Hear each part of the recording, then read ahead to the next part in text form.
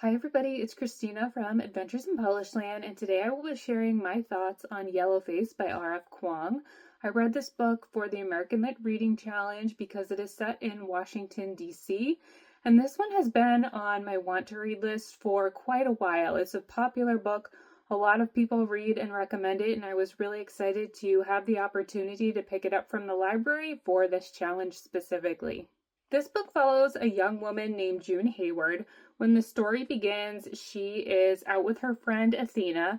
They are both authors, but June has sort of flopped with her first book, and she's struggling to write another, and she's also struggling with the publishing industry itself. Athena, on the other hand, has been extremely successful. She's a bestseller. She has all of these amazing deals coming out. When the book begins, these friends are celebrating Athena getting a Netflix deal for one of her books, and they're at Athena's apartment when all of a sudden Athena chokes and dies while eating a pancake. Really silly and overdramatic. But what June decides to do after calling 911, of course, is she steals the manuscript for Athena's next book that she has just finished writing. And it is about Chinese laborers during World War I.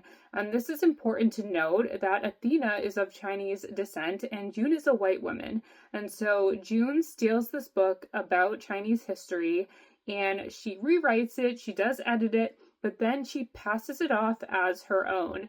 And first, things are going really well for her. She gets a publishing deal, the book sells out really well, but she is passing it off as her own work, and she is worried about what's going to happen when somebody figures out that she didn't write it, and it actually belongs to Athena.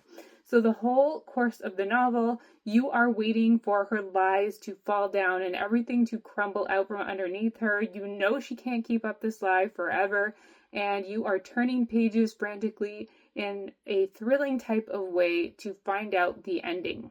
So this book, I would say, is an entertaining thriller, although for me the ending was a little bit predictable. I kind of knew what was going to happen and it did turn out that way.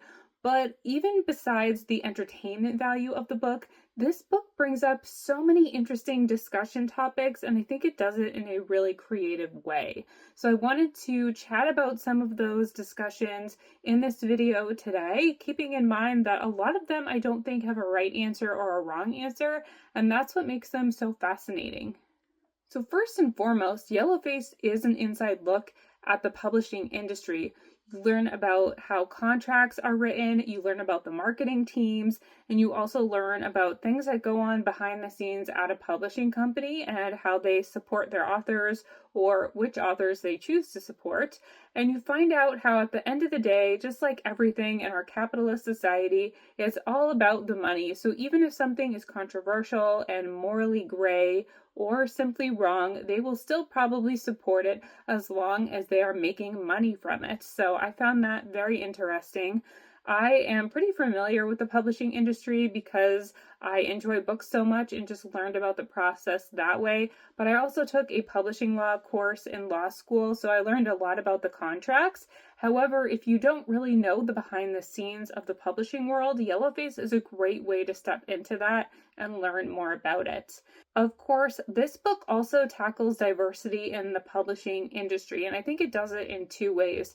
First is talking about the lack of diversity in publishing overall and how so many authors of color or LGBTQ authors or other authors of marginalized groups have a very difficult time breaking into the publishing world because so many of the most well-known and most successful authors of our generation have been white, and a lot of them men as well. So it is very challenging for anyone to get their name out there and get the same deals if they are not necessarily following into the status quo.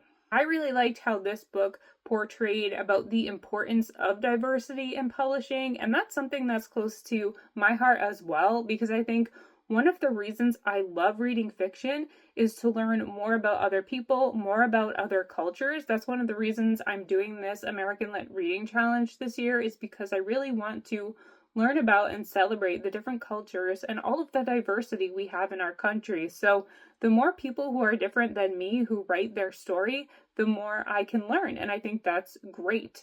And it's unfortunate that the publishing industry does not amplify those voices and put as much marketing money behind those new voices, because that way their stories cannot be heard by the people that really need it. Because I think at the end of the day, the publishing industry should really reflect the general population, and it would help to have authors of marginalized groups be at the forefront as well. The other angle with diversity that gets talked about in Yellowface is really who can tell what story. So June obviously takes Athena's historical fiction novel about Chinese laborers and she passes it off as her own. And there's a question of whether or not it's okay for her to do that. Does Athena have more ownership of this story, not just because she wrote it, of course, but because she is of Chinese descent? I think that's a topic that gets discussed a lot, and for me, this is really a gray area because I can see both sides of the argument. So I remember about 10 years ago or so, there was a lot of discussion on BookTube about own voices stories, and I think these are really important. But I do find it interesting to think about who can write what story. So for example, if a white author writes a book and they don't include any characters of color or any characters with disabilities or LGBT characters, for example, then they get criticized because they're not writing diversely enough. However, if a white author decides to write about Chinese laborers in World War I, they would be looked down upon because that's not their story to tell. So I can see both sides of the argument. I think somewhere in the middle is where we find the best answer, right? Does Athena really have more ownership over a World War I story when any author today would have to do the same amount of research? It's a really interesting conversation. I don't necessarily know that there's a right answer, and I think these are topics that have to be dealt with sensitively, and we have to be more open and understanding towards one another in order to not just put people on blast. And that actually leads me into the next discussion topic that comes up in Yellowface, which is social media. Social media plays a huge role in this novel. It really talks about canceling people. It really focuses on how if you make one error on the internet, one mistake, your entire life could be ruined. And this is something I think about all the time. Maybe you tweet something that's offensive and you don't even realize it's offensive, but then all of a sudden you're put on blast and people are talking about you and amplifying you in a really bad way. People lose their jobs over this. People lose their livelihoods over this. It's really, really scary. And I think this book talks about it in an interesting way because our protagonist is definitely a bad person. She is building a career off of her lies that she keeps lying and lying over and over again. So on the one hand, you're like, yeah, this lady should be canceled because she is a horrible person. But on the other hand, it really makes you think about how social media can be both good and bad. It connects you with other people all over the world, but it could also affect you. Even if you don't mean to say anything bad, you can make one typo and your whole life could be ruined. So very interesting topic that comes up in this book.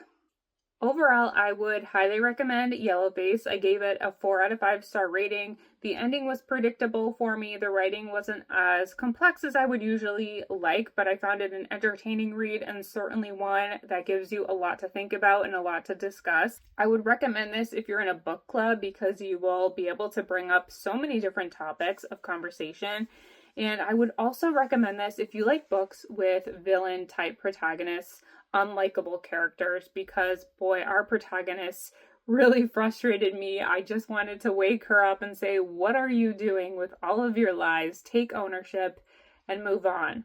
If you've read Yellowface, I would love to hear your thoughts on this book in the comments below. I'm so glad I got to read it for the American Lit Reading Challenge. Washington, D.C. is certainly mentioned in the book. I don't know that the city itself really played a big role in the novel other than being the setting, but nonetheless, I'm glad I read this, and I hope you get the chance to pick it up too if it sounds like something you'd be interested in reading. If you want to learn more about the other books I've read as part of this challenge, I will leave my playlist linked in the description box. It has all of the videos to date for this challenge, and I will leave an affiliate link to Yellowface in the description box as well if you would like to buy a copy through bookshop.org and support an independent bookstore. I will see you all in my next video. Thank you for watching. Bye!